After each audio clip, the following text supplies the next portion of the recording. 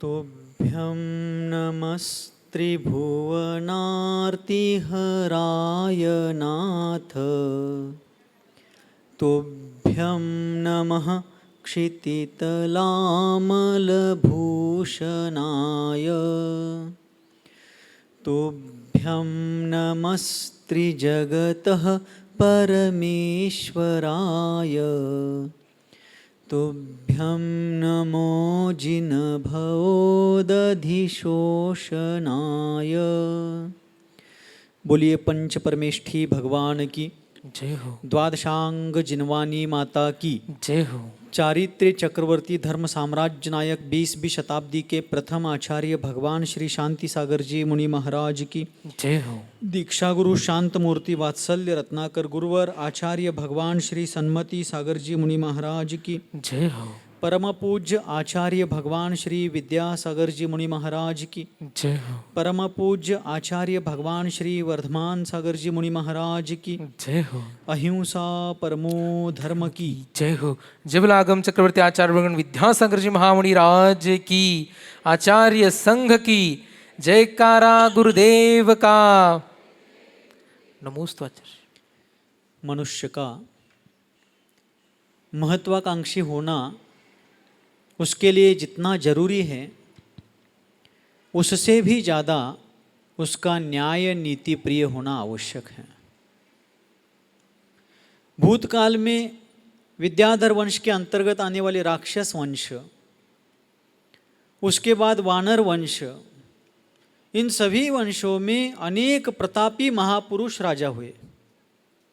उन सबने धर्मपरायण जीवन जीने के साथ साथ अपने पराक्रम से इस पृथ्वी तल को अपने अधीन करके उस पर शासन किया, लेकिन धर्म को ही प्राधान्य दिया। और अपने जीवन में परमार्थ को जानते हुए देश संयम, सकल संयम, अनुव्रत, महाव्रतों को धारण करके धर्म पुरुषार्थ पूर्वक स्वर्ग मोक्षगामी हुए। किंतु अपने जीवन काल में उन राजाओं ने अन्याय का किसी भी प्रकार से समर्थन नहीं किया। मेरी भावना में अपन सभी लोग एक पंक्ति पढ़ते हैं, धर्मनिष्ठ होकर राजा भी न्याय प्रजा का किया करे। यदि राजा ही प्रजा का शोषण करने लगे, यदि राजा ही प्रजा पर अन्याय करने लगे, तो प्रजा को न्याय देगा कौन? और जिसके पास जो बल होता है वह बल अपने आत्मरक्षा के साथ साथ जो दुर्बल घटक होते हैं समाज में, प्रजा में, उनके रक्षण के लिए उस बल का प्रयोग करना चाहिए। आचार्य देव श्रीमद् रविसेन आचार्य देव के द्वारा विरचित पद्म पुराण परमागम की वाचना करते हुए विगत सत्र में हमने देखा था कि अपनी नगरी को, मूल भूमि को, किष्कुपुर को पाने के लिए पुरुषार्थ करने वाले सूर्य रज और रुक्ष रज, इन दोनों राजाओं को इंद्र नामक विद्याधरों के महाराजा के द्वारा नियुक्त जो यम नाम का दिक्पाल था, उसने बंदी बना करके एक तुरुंग में, एक कारागृह में डाला था, जिसका नाम उसने नरक रखा था। लक्षात असेल की आहे ना? नरक नाम का वह कारागृह बनाया था, जिसमें कृत्रिम वैतरणी नदी आदि बना करके उन कैदियों को बहुत सा दुख देने का उसने वहाँ पर सब प्रबंधन किया था। तब उस रुक्षरज नामक राजा के एक सेवक ने दशानन को आकर के वार्ता दी कि हे दशानन, आपके विश्वास पर, आपके आधार पर हमारे राजाओं ने किष्कुपुर पाने के लिए पराक्रम किया था, लेकिन यम नामक दिक्पाल ने उनको बंदी बनाया है।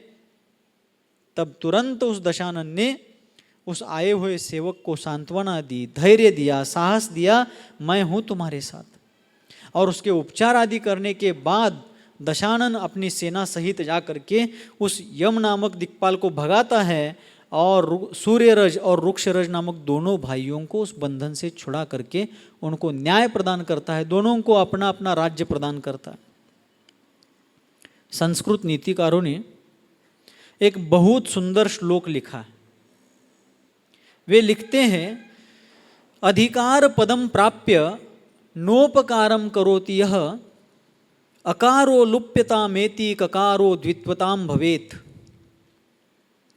मतलब जिस किसी व्यक्ति को उसके पुण्य प्रताप से, उसके पराक्रम से उसको अधिकार प्राप्त हुए हैं, लेकिन अधिकारी होने के बाद भी, उसके पास पावर्स होने के बाद भी यदि वह अपने पावर का, सत्ता का, सामर्थ्य का उपयोग दीन दुर्बलों की रक्षा के लिए नहीं करता है, परोपकार के लिए अपने अधिकारों का सदुपयोग नहीं करता है, तो उसके जीवन में क्या घटता है? संस्कृत नीतिकार कहते हैं अकारो लुप्यतामेति। अधिकार शब्द के प्रारंभ में अ अक्षर आया है, तो ऐसा अधिकार मिलने के बाद भी जो परोपकार का कार्य नहीं करता है, परोपकार प्रवृत्त नहीं होता है, उस व्यक्ति के अधिकार शब्द में से अ का लोप होता है और आगे जो क है वो डबल होता है। कौन सा शब्द बन गया? जरा जोर से बोलिए।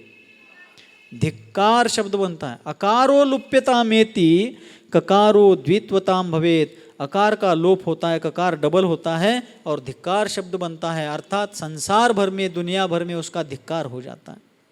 दशानन न्याय प्रिय नीतिमान राजा था जिसने अपने साधर्मियों को उस चंगुल से छुड़ाया।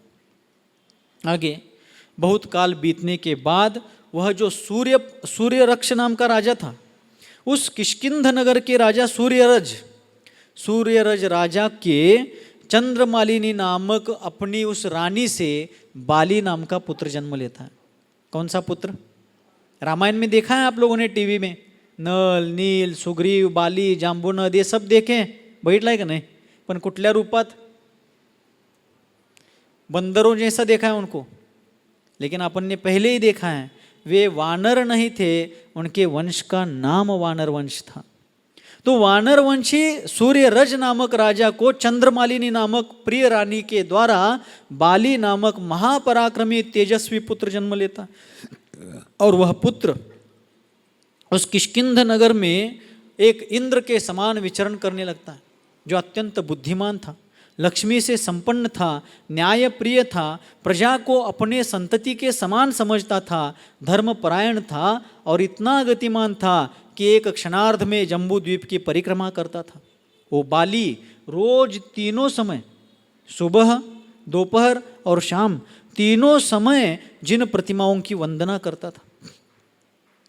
आज लोगों को मंदिर पास में भी हो तो भी दर्शन करने के भाव नहीं होते, लेकिन वह राजा का पुत्र विद्याधर राजा होकर के भी रोज 3 बार भगवान का त्रिकाल दर्शन करता था। भगवान का दर्शन पुण्यवर्धन का कारण तो है ही। भगवान के दर्शन होने के लिए पूर्वोपार्जित पुण्य का उदय होना चाहिए, लेकिन भगवान का दर्शन भविष्य के लिए भी सातिशय पुण्य का संचय करने का एक महान साधन है। पुण्योदय के बिना भगवान का दर्शन संभव नहीं। कितने ही लोग तिलमिलाते हैं, पानी में से मछली को निकालने के बाद वो कैसी छटपटाती है, तिलमिलाती है, तड़फती है, वैसे ही कितने ही भद्र परिणामी जीव प्रभु के दर्शन के लिए तरसते हैं, तिलमिलाते हैं, किंतु उनके आसपास जिन दर्शन का उपाय नहीं होने से, प्रबंधन नहीं होने से वे दर्शन नहीं कर पाते। लेकिन कुछ ऐसे कर्म प्रविष्ट जीव होते हैं, प्रबल कर्म से युक्त जीव होते हैं, जो मंदिर के आसपास है लेकिन दर्शन के लिए नहीं आते। कर्म का खेल। और वह बाली अनेक विद्याओं का स्वामी बन गया। अपने गुरुजनों के प्रति आदर, धर्मात्मा जनों के प्रति अनुराग भाव रख करके वो सदैव गुणग्राहक होकर के महान पराक्रम को धारण करता था। और बाली बड़ा होता गया। कुछ काल बाद सूर्यरज राजा को और एक पुत्र हुआ, उसका नाम हो गया सुग्रीव। सुग्रीव को जानते हैं अपन। सुग्रीव और बाली दोनों सगे भाई थे। बाली बड़े थे, सुग्रीव छोटे थे। और कुछ काल के बाद सुग्रीव नामक गुणवान पुत्र के बाद श्री प्रभा नाम की एक पुत्री सूर्यरज राजा को और हो गई।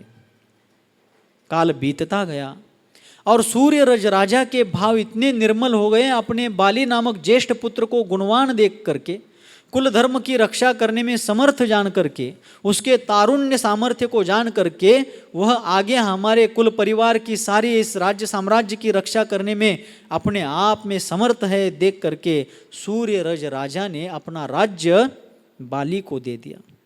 समझा लगले ना? और बाली को राजा बना करके छोटे पुत्र सुग्रीव को युवराज पद दे दिया। और स्वयं सूर्यरज राजा वैराग्य को धारण करते हुए संसार को असार जान करके, दुख का महान भंडार समझ करके, दुख के इस महान संचयकारी इस संसार से विरक्त होकर के उन्होंने पिहित मोह नामक मुनिराज के पास जा करके निर्घ्रंथ दिगंबर जैनेश्वरी भगवती मुनि दीक्षा ली। किन्होंने ली? सूर्यरज राजा ने। आप लोग, हम लोग, अपन सभी लोग रोज सुन रहे हैं कि बड़े बड़े राजाओं ने विस्तृत साम्राज्य का त्याग करके जिन दीक्षा ली, मुनि दीक्षा ली। आजकल लोगों को रहने के लिए अपना घर नहीं, पेट भर खाने के लिए अन्न नहीं है, इज्जत को ढकने के लिए पर्याप्त वस्त्र नहीं है। ऐसी दुर्दशा कितने ही लोगों की है, लेकिन उनका उस दरिद्र जीवन से भी मोह छूटता नहीं है। ये साम्राज्य को एक क्षण मात्र में छोड़कर जाने वाले राजा लोग, ये पढ़ना किस लिए है? इनसे इसी वैराग्य की प्रेरणा को पाने के लिए हमें सब सीखना है, पढ़ना है। और पिहित मोह नामक मुनिराज के चरणों में जाकर, जिन्होंने मोह को पूरा पी लिया था, जिन्होंने मोह को नष्ट कर दिया था, ऐसे उन गुरुदेव के श्री चरणों में जाकर के सूर्यरज राजा मुनि बन जाते हैं, निर्घ्रंथ श्रवण बन जाते हैं। और इधर आगे बाली सुखपूर्वक अपने पिता के द्वारा दिया गया राज्य संभालने लगते हैं। सूर्यरज के पुत्र हो गए बाली और सुग्रीव, और उनके भाई जो थे सूर्यरज के भाई रुक्षरज, उनके दो पुत्र हरिकांता नाम की रानी से नल और नील, ये दो पुत्र हो गए रुक्षरज राजा के। नल नील का भी आता है चरित्र, उस रामायण में टीवी में भी देखा है। तो बाली और सुग्रीव ये सूर्यरज राजा के पुत्र हुए, और रुक्षरज राजा के पुत्र हुए नल और नील। वे दोनों भी अत्यंत गुणवान थे, अपने कुल की कीर्ति को बढ़ाने वाले कुलभूषण थे। वे दोनों भी अपने अपने राज्य में राज्य करने लगे। आगे जाकर के जब सूर्यरज राजा ने दीक्षा ली और बाली अपने छोटे भाई सुग्रीव के साथ न्याय नीति पूर्वक धर्म परायण होकर के राज्य करने लगे, निष्कंटक होकर के किष्किंध नगर का राज्य करने लगे, उसी दरमियान आगे रावण की जो बहन थी चंद्रनखा, कौन?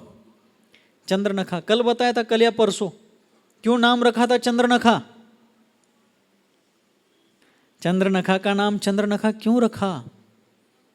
उनके माता पिता रत्नश्रवा और केकसी ने चंद्रनखा का नाम चंद्रनखा इसलिए रखा था क्योंकि उसके जो नाखून थे, नख थे, वो अत्यंत तेजस्वी होने के साथ साथ अर्धचंद्राकृति थे, इसलिए उसका नाम उन्होंने चंद्रनखा रखा था। और जब रावण की बहन चंद्रनखा अत्यंत तारुण्य अवस्था में आई थी, रूपवती थी, तब उस चंद्रनखा का हरण करने के लिए मेघप्रभ नाम के विद्याधर का पुत्र था खरदूषण। कौन था? खरदूषण, जो मेघप्रभ नाम के विद्याधर राजा का पुत्र था, 14,000 विद्याओं का स्वामी था। किती विद्या होते त्याच्याजवळ? 14,000 विद्याओं का स्वामी वो खरदूषण रावण के बहन को हरण करने का प्रयास कर रहा था। और उसी समय वो रावण की बहन का अपहरण करने का प्रयास कर रहा था, और वह माया और छल कपट में बहुत प्रवीण था। लेकिन रावण लंका में होने के कारण वो रावण की उपस्थिति में चंद्रनखा का अपहरण नहीं कर पाया था। एक दिन उसने जान लिया कि रावण क्या कर रहा है कि प्रवर नाम के राजा की आवली नामक रानी की जो तनुदरी नामक पुत्री है, उसका अपहरण करने के लिए रावण गया है। रावण को निकट गेलाय, सगळे तेच काम करायला लागले। रावण तनुदरी नामक एक राजा की एक तनुदरी नामक पुत्री का अपहरण करने के लिए गया है। वो बाहर गया है देख करके उसकी बहन का अपहरण करने के लिए वो खरदूषण आ जाता। यद्यपि लंका में उस समय कुंभकर्ण, जिसका माता पिता ने नाम रखा था भानुकर्ण, वह कुंभकर्ण और विभीषण दोनों वहीं पर थे। लेकिन उन दोनों को पता चलने के पहले ही उस खरदूषण ने चंद्रनखा का अपहरण कर लिया। वो उसको दूर ले गया। उतने में ही रावण उस तनुदरी नामक राजपुत्री को लेकर के आया। आते ही उसको भाइयों के द्वारा पता चला कि हमारी प्राण प्रिय बहन चंद्रनखा का अपहरण मेघप्रभ नामक राजा के पुत्र खरदूषण ने किया है। रावण तुरंत क्रोधित हो जाता है। आग बबूला होकर के, संतप्त होकर के वह अपनी सेना को उठाकर बुला करके जाने के बजाय सेना इकट्ठा होने तक वो बहुत दूर चला जाएगा, ऐसा सोच करके क्रोध से अत्यंत उद्दीप्त हुआ वह रावण, वो दशानन अपने हाथ में खड्ग लेकर तलवार लेकर के जाने लगता है। उसी समय जब उसको संताप से लाले लाल होता हुआ जाते हुए देख करके उसकी धर्मपत्नी, हजारों रानियों में जो शिरोमणि थी वह मंदोदरी, कौन? मंदोदरी। रावण को हजारों रानियां, 16,000 रानियां थी। किती? सगळा पुण्याचा प्रताप आहे। कशाचा प्रताप आहे? पुण्य। जिसका जितना पुण्य होगा उसको उतनी ही विभूतियां प्राप्त होंगी। और फिर जब रावण की उन दशानन की उन सभी रानियों की जो पट रानी थी, मुख्य रानी थी, महारानी थी मंदोदरी, रावण को संतप्त होकर के युद्ध के लिए जाता हुआ देख करके वो बीच में आ जाती है और हाथ जोड़कर उसको निवेदन करती है। देखिए, किसी भी पति को सिर्फ पत्नी नहीं धर्म पत्नी मिलनी चाहिए। काय मिळाली पाहिजे? धर्म पत्नी। भारतीय संस्कृति में, भारतीय विवाह संस्था में एक बहुत प्रतिष्ठित शब्द प्रचलित है, धर्म पत्नी। कौन सा शब्द? म्हणा की जरा जोरानं, तुमचाच गौरव चालला हिवाने। पत्नियों के बारे में एक विशेषण लगाया जाता है, धर्म पत्नी। क्यों?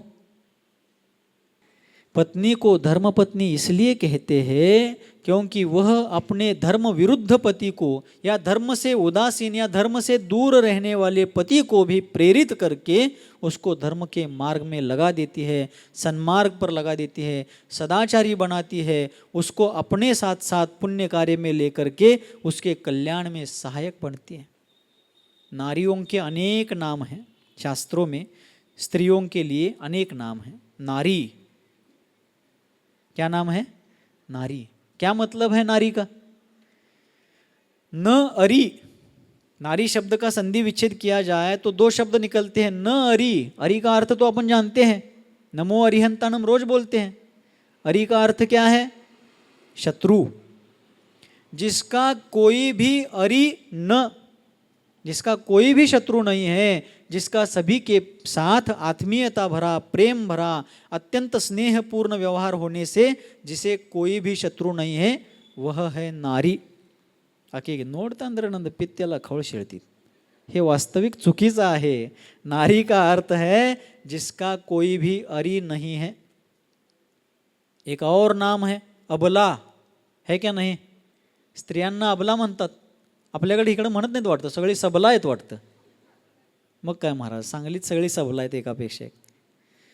अबला, अबला का लोक प्रचलित अर्थ है जो दुर्बल है, दुबली है, दूसरों के द्वारा सदैव शोषण की जाने वाली है, दूसरों के द्वारा हमेशा जिसको पीछे किया जाता है वो है अबला।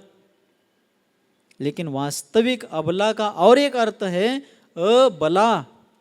हिंदी में बला शब्द का अर्थ होता है संकट। जिसके होने से घर परिवार पर कभी संकट नहीं आ सकता उसे कहते हैं अबला। उसे क्या कहते हैं? अबला। और एक नाम है दुहिता। और एक क्या नाम है? दुहिता। दु यानी दोनों तरफ का, पितृपक्ष और पति पक्ष। मातृपक्ष अर्थात उसका मायका, माहेर, माहेरची, माहेरची काय?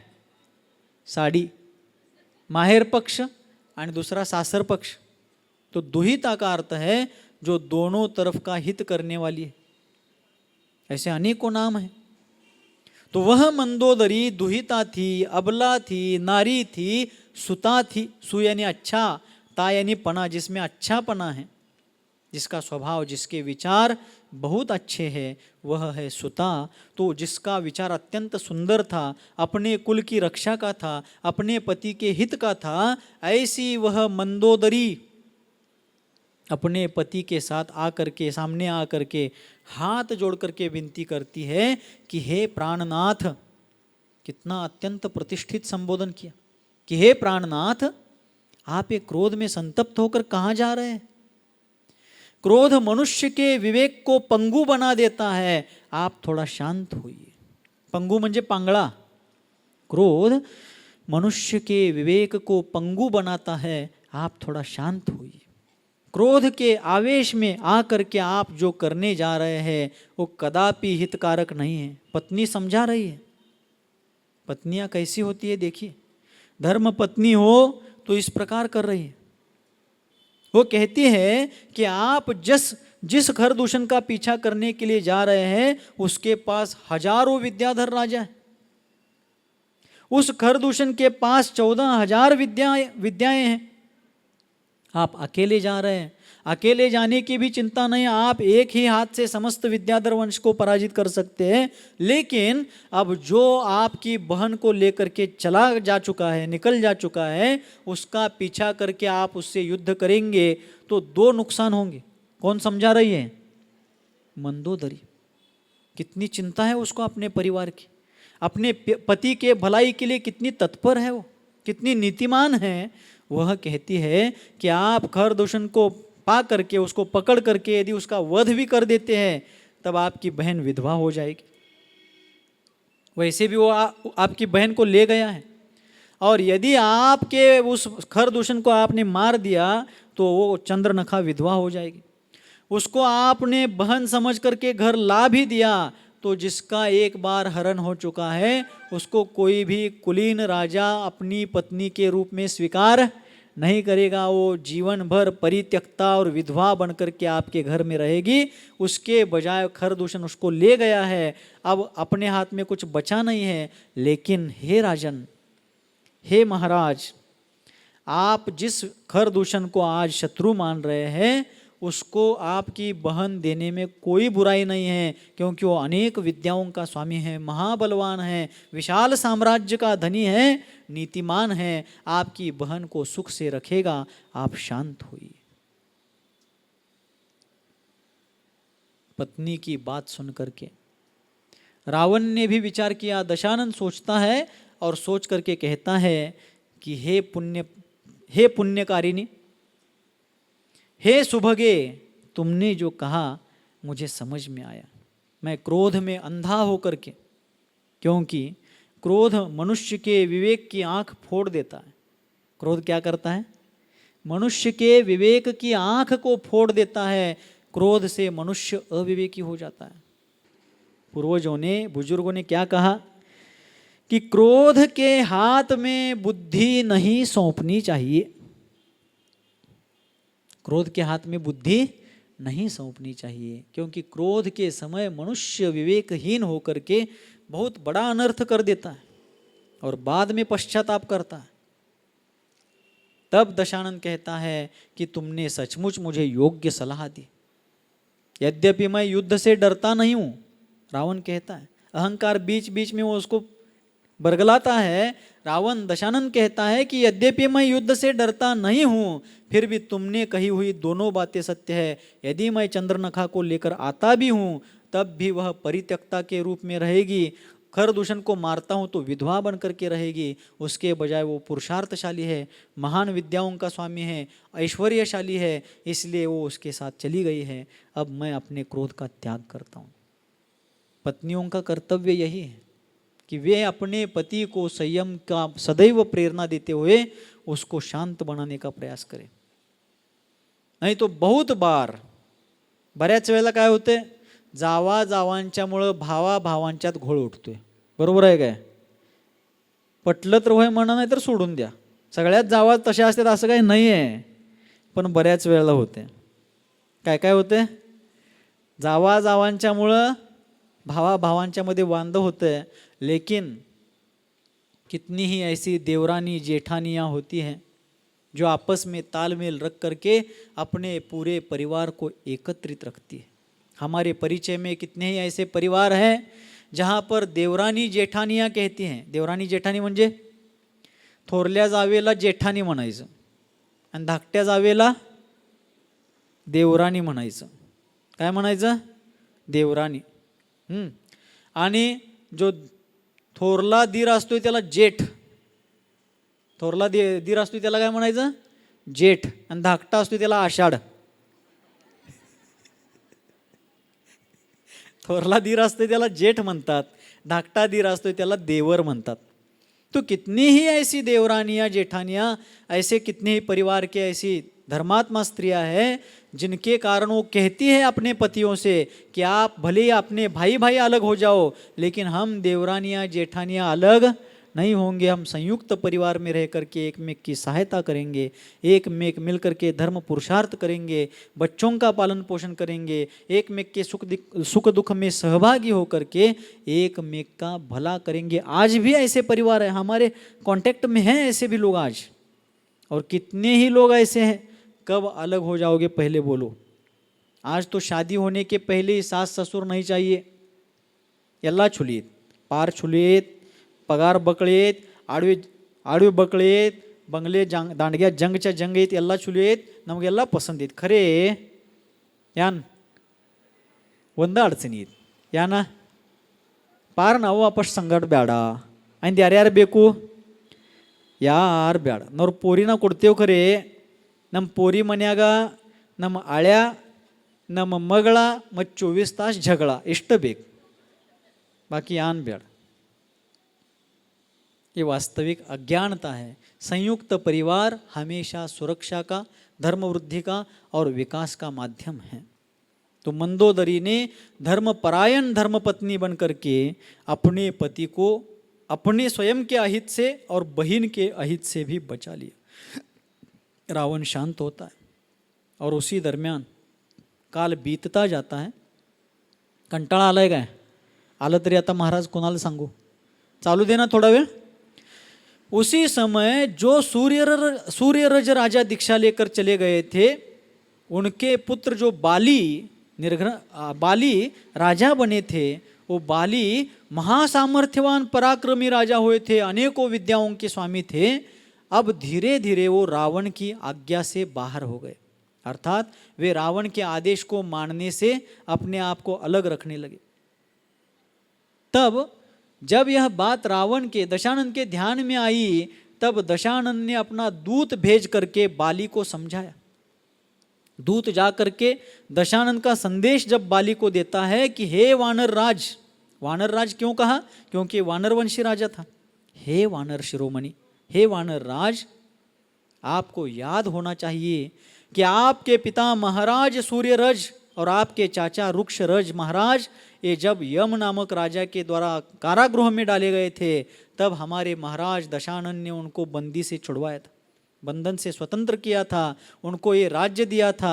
और आप उन्हीं पिता के सिंहासन पर बैठ करके महाराज दशानन के आदेश को ठुकराते हो, उनकी आज्ञा की अवहेलना करते हो, उनकी आज्ञा का तिरस्कार और अनादर करते हो. ये कदापि उचित नहीं है.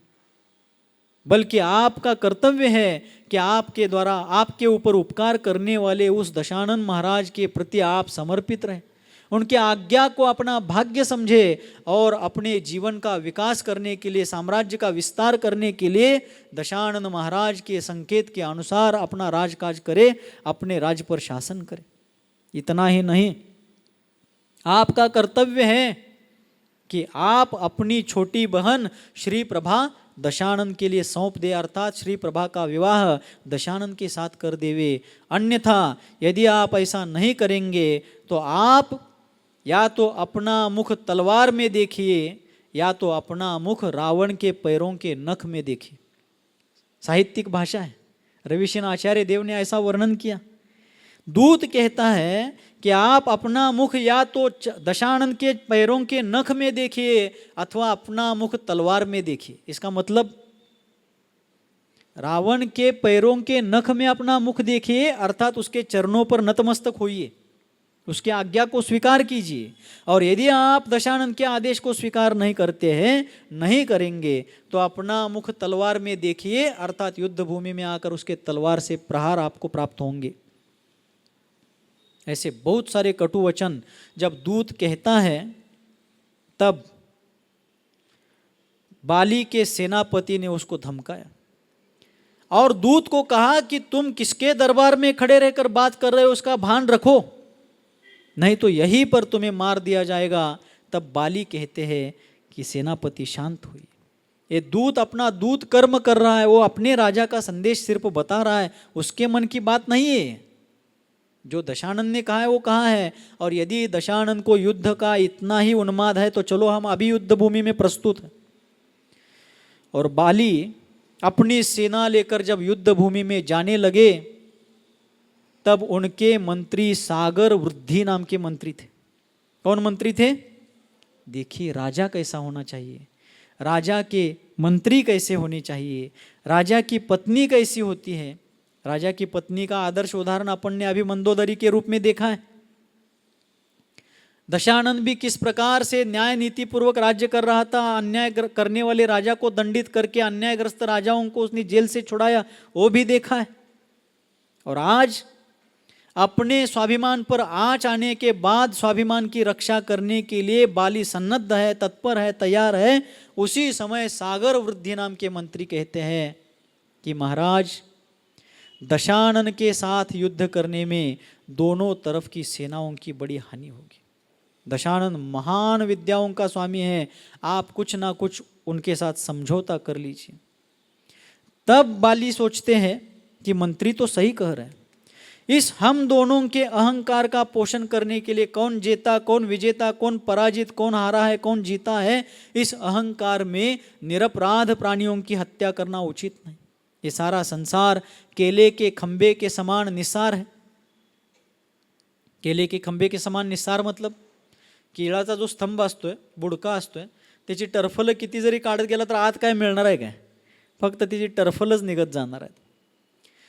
तो बाली नामक विद्याधर राजा सोचता है कि ये सारा संसार असार है, केले के खंबे के समान क्षणभंगुर है, नश्वर है, लेकिन मनुष्य व्यर्थ अहंकार के कारण अपने आप को राजा समझता है, कोई अपने आप को दास समझता है। आज हम दोनों आपसी अहंकार को टकराने चले हैं, युद्ध करने चले हैं, लेकिन निरपराध प्राणियों की हत्या होगी, युद्ध में वध होगा। उसके बजाय आज तक जिन हाथों ने राजदंड हाथ में पकड़ा था, आज तक जिन हाथों में प्रभु के अभिषेक का कलश लेकर के प्रभु का अभिषेक किया है, आज तक जिन हाथों ने दीन दुखियों को दान दिया है, आज तक जिन हाथों ने सत्पात्र दान किया है, वे हाथ सच्चे देव शास्त्र गुरु के अलावा किसी के सामने फैलेंगे नहीं, किसी को नमस्कार करेंगे नहीं। मुझे रावण के साथ युद्ध भी नहीं करना है, उसको नमस्कार भी नहीं करना है, और यहाँ राज्य भी नहीं करना है। तुरंत बाली ने संसार की असारता का, कषायों की भयावहता का विचार करके अपने अनुज भ्राता को, छोटे भाई सुग्रीव को बुलाया, अपना राज्य सुग्रीव को दिया और तत्काल अपने भाई को कहा कि भाई सुग्रीव, ये संसार असार है, ये जानकर आज मैं निर्घ्रंत दिगंबर भगवती मुनि दीक्षा लेने जा रहा हूँ। ये राज्य अब इसके आगे तुम्हारा है, तुम इसके राजा हो। अब तुम चाहो तो रावण को नमस्कार करो या ना करो, अपनी छोटी बहन श्री प्रभा को रावण के लिए पत्नी बनाकर दो या ना दो, जो करना है तुम जानो, मैं तो जा रहा हूँ। इतना कह करके अपने भाई का राज्याभिषेक करके राज्य उनको सौंप करके बाली तत्काल राज्य का त्याग करके एक वन में चले जाते हैं और गगन चंद्र नामक मुनिराज के श्री चरणों में जाकर के निर्घ्रंत दिगंबर जैनेश्वरी भगवती मुनि दीक्षा लेते। उनके लिए कितना सहज था। उस समय के उन भद्रात्माओं के लिए राज्य का त्याग करना कितना सहज था। और आजकल फटे पुराने जीर्ण शीर्ण वस्तुओं का त्याग करना भी मोही मनुष्यों को संभव नहीं हो पा रहा है। कारण क्या है? तो द्रव्य क्षेत्र काल भाव का भी प्रभाव रहता है। उस समय द्रव्य अच्छा था, अर्थात खान पान सात्विक था। जैसा खावे अन्न, जैसा खावे अन्न वैसा हुए मन, जैसा पीवे पानी वैसी हुए वाणी। उस समय का अन्न अत्यंत सात्विक पवित्र था, द्रव्य अत्यंत पवित्र था, क्षेत्र अत्यंत पवित्र था, काल चौथा था और भाव भी अत्यंत निर्मल थे।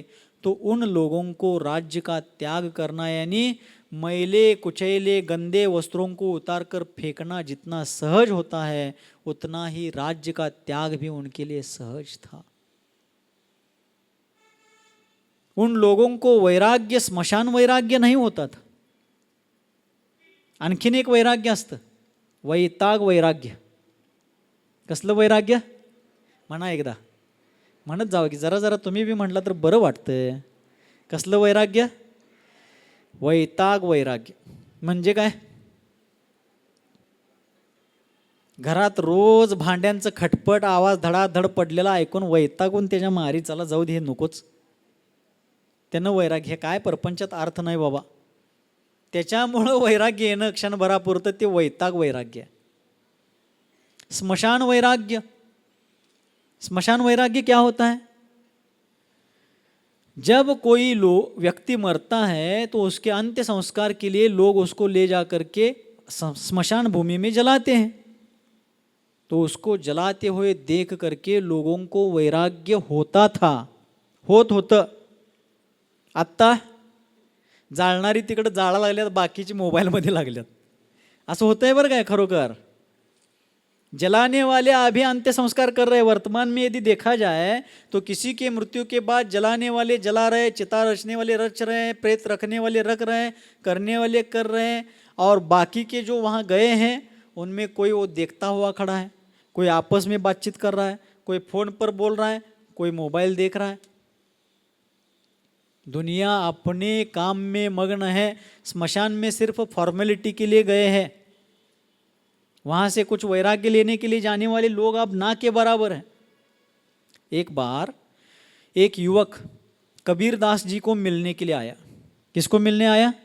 कबीर दास को. लेकिन जब वह उनके घर आया तब कबीर दास जी घर में नहीं थे. जब उसने घर में पूछा तो उनकी धर्मपत्नी कहती है कि अभी अभी हमारे गली मोहल्ले में किसी की मृत्यु हुई है और उनके अंत्य संस्कार के लिए हमारे श्रीमान जी आमचं ह्यानी कुठे गेल्यात? स्मशान भूमित. हमारे श्रीमान जी कबीरदास जी अंत्य संस्कार के लिए स्मशान भूमि में गए हैं, आप जाइए और वहाँ उनसे मिलिए. तब वह युवक कहता है कि माता जी, मैं कबीरदास जी को कभी भी मैंने देखा नहीं है, पहली बार मिलने के लिए आया हूँ, लेकिन वहाँ तो बहुत लोग होंगे, मैं उनको पहचानूंगा कैसे, मैं ओळखणार कसं त्यांना. तब उनकी पत्नी कहती है कि बेटा तुम उनको सहज पहचान लोगे. क्या पहचान लोगे? कैसे? उनके सर पर एक ज्योति हमेशा जलती रहती है वैराग्य की. उनकी पत्नी कहने लगी कि कबीरदास जी के सिर पर एक वैराग्य की ज्योति हमेशा जलती रहती है, उसे देखकर तुम पहचान लोगे कि ये कबीरदास जी हैं, जाओ. वो चला गया. जब स्मशान में पहुंचा तो वहां पर सैकड़ों लोग थे.